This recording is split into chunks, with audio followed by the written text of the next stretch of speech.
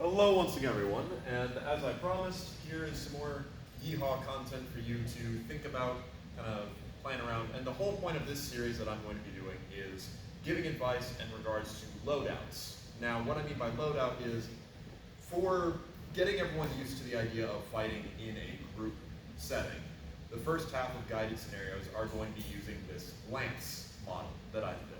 Basically, the idea is it is a up to 4 or more stack of people that each part has its respective role as you get closer to where the actual fighting is going to be. I'm going to go through each of those parts, and that can give you a bit of an idea, one, of what you might want to build your kit toward, your plan. Two, of if you're bringing a team, who wants to do what, and what you should kind of look at using. And three, just to kind of give you an idea of what also you'll be facing. So, everyone's of course going to be a little bit different in either personal preference or what have you, so I'm mostly sticking to the generalized, here's what your role is, here's what you should focus on, and some considerations from both having been there and also from having watched last year. So, firstly, we're going to be talking about the foremost, the position 1. What is the position 1's job? The position 1 is meant to be the armored forefront. All the 1s are next to each other, and then the 2s and then the 3s, etc. So this is the person who's on the front line from the get-go. Generally speaking, if you're a position 1, you are going to want to be in probably 3/4 armor, half at the least, but even then, people in half armor pushed to the front generally do not last very long. The places you're going to want to make extra sure to protect are of course going to be your head, because you're going to be much closer to the opposite side's position 2s, and thus your helmeted head becomes a target from above. You're going to be wanting to wear some mail so that you are not dropped on simple flung thrusts. You're going to need breastplate to keep you safe, and I do highly recommend having at least some creases, because people are going to go for the low target. Basically, you are needing to be part of a wall of steel. Now, as far as that goes, most of you that don't already own armor, you're probably not going to get enough pieces in before November that you'll want to jump straight into being in position 1, and that's not a problem. We didn't struggle to have position 1s last time. We're not going to struggle this time. The biggest thing about it, though, is when it comes to being a position 1, you are, so you have some armor, you're going into this. What weapons should you carry? Remember that your job is to be the front line. Your job isn't necessarily to get a lot of kills, so to speak. That may happen in some situations, but for the most part, you're more focused on your side not crumbling, and also keeping yourself tempered. You don't want to get pulled out of line or exposed, because then you being removed is kind of like taking a piece of armor off of the whole formation. Not that the 2 can't protect themselves, but that is now a gap that can be exploited. So for the most part, what might surprise people is I do recommend carrying something on the smaller side. So this is one of our shorter spears. This is what a lot of people carry. And the reason that the shorter spear proved more popular is twofold. Number one is that when I'm fighting up against another armored opponent, the longer my spear gets out away from me, especially if my opponents, my friends are not carrying particularly long spears. Like if we all are together, that's different. But the longer the spear is, the more I am having to fight kind of by myself. Now for the person behind me, the 2, to actually be able to support me, they have to go so much farther beyond me, and since I've got this long spear, I don't feel any inclination to go forward. It essentially outranges the person behind you. So, there is that.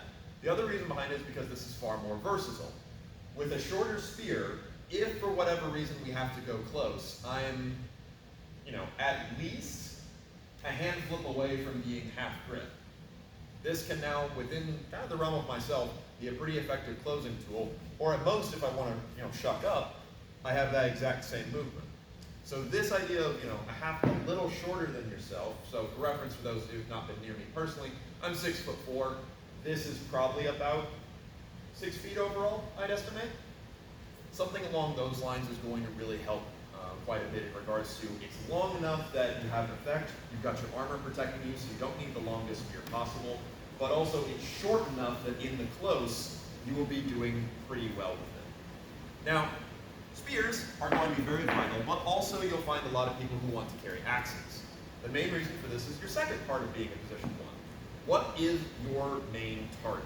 So you're holding the line, you're focusing on keeping well with the formation, you are the front of it, so everyone around you needs to be able to do their job as you're holding ground.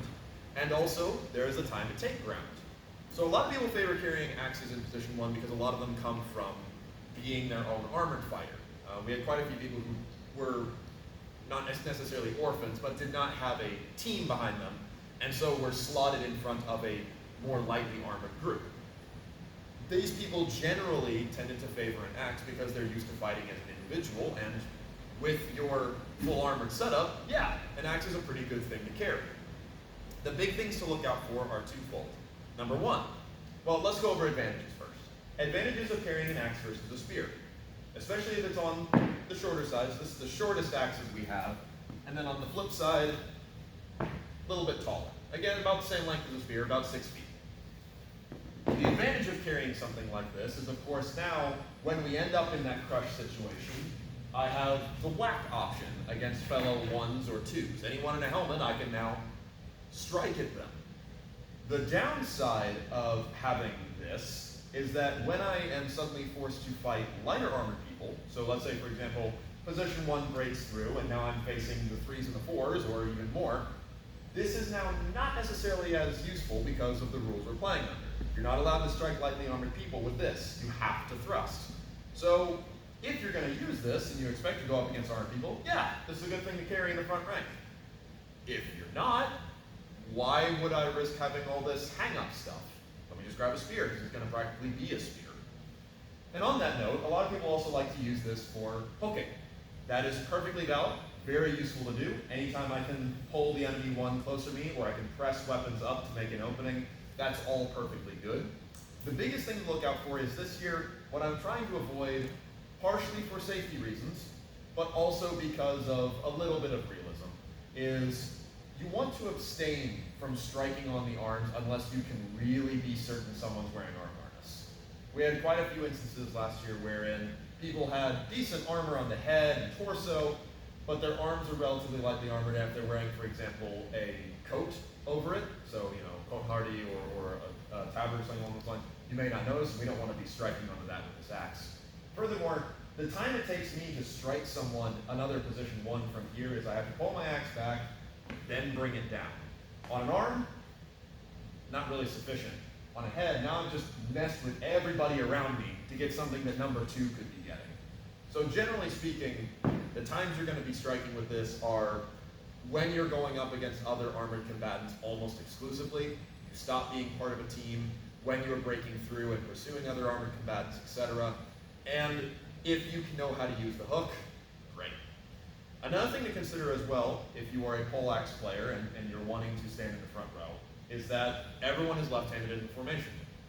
You do not get to stand right-handed and affect everyone behind you. You need to be standing like everyone else, which means if you're not familiar with playing this way, you might be better suited without something that's going to get hung up on stuff. Now, this is not me saying you can't use an axe. You do what you think is right. But for the most part, if you're not necessarily expecting to fight a lot of armor, then go toward the spear. Now, let's talk about further sidearms. As a position 1, you're going to be pretty tightly pressed. The reason for this is that most formations kind of start to do a bit of a trapezoid shape. They start off as a square, but as the press happens, there's a little bit of kind of this curl in. It can also slightly curl out, but generally that's what's going to happen, especially when there are facades on either side of you.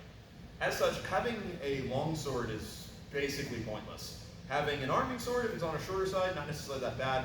Your biggest focus is going to be using your armor, and odds are if you're in the middle of that push and you do have to resort to your secondary, the dagger is going to be where it's at. Now, your choice of dagger can actually inform quite a lot. A lot of people will probably be carrying rondels, but last year we also saw some people carrying longer daggers, and they were of this kind of purple heart make. And these are actually really good for armor. They're just stiff enough that you can definitely feel it when you get into mail, but not so stiff that they're unsafe to stab at people in lighter stuff.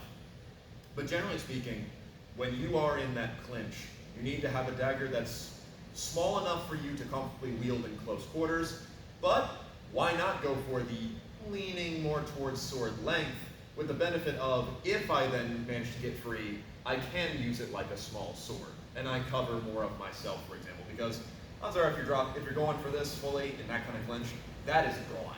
It's never coming back. So you best be ready to defend yourself with possibly just this in your armor.